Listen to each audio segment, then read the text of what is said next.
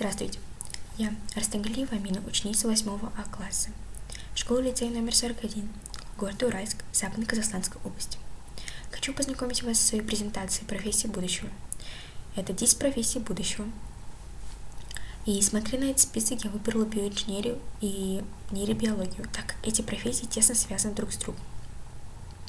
И чтобы доказать это, я сперва хочу рассказать вам, кто такой нейробиолог и биоинженер.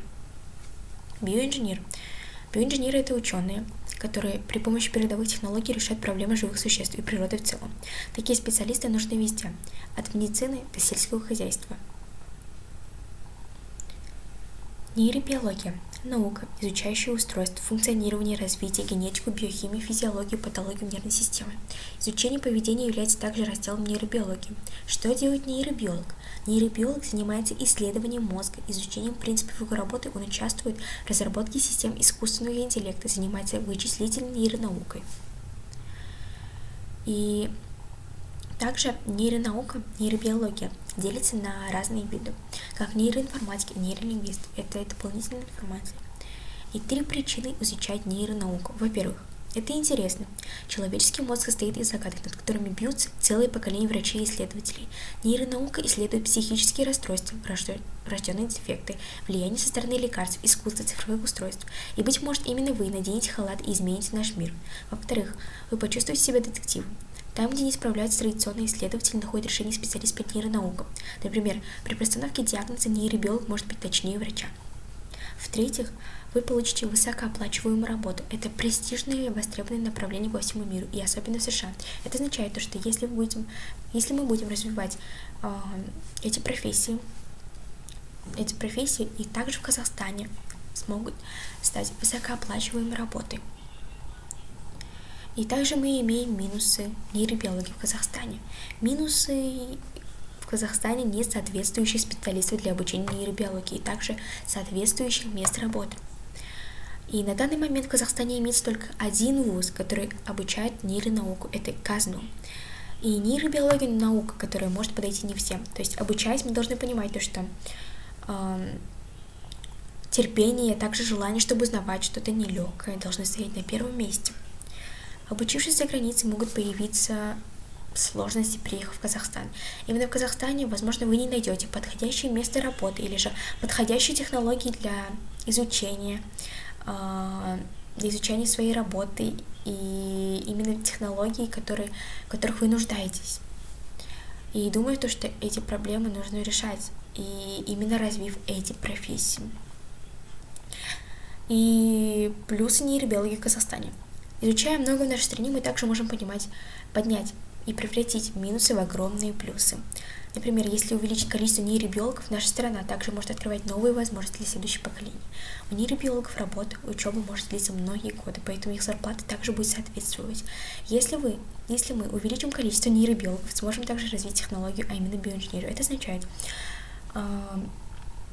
если мы будем развивать одну профессию, другая профессия также будет одновременно расти, лидировать вместе с ним. То есть, если мы будем обращать внимание на профессию как нейробиология и развивать это в нашей стране, мы будем также развивать биоинженерию, так как биоинженерия и нейробиология очень тесно связаны друг с другом. То есть эти профессии, эти ученые, то есть нейробиологи и биоинженеры, они не смогут друг без друга. Потому что биоинженеры создают основы, то есть как медицинские технологии, приборы, вакцины и также новые лекарства.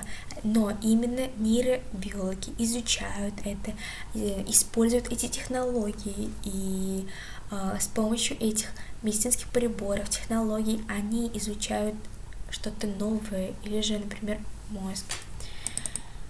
И биоинженерия. Почему биоинженерия нужна? Если мы сможем увеличить количество нейробиологов, то должны будем думать о биоинженерии. Это означает, что количество нейробиологов и биоинженеров будут увеличиваться в одном уровне.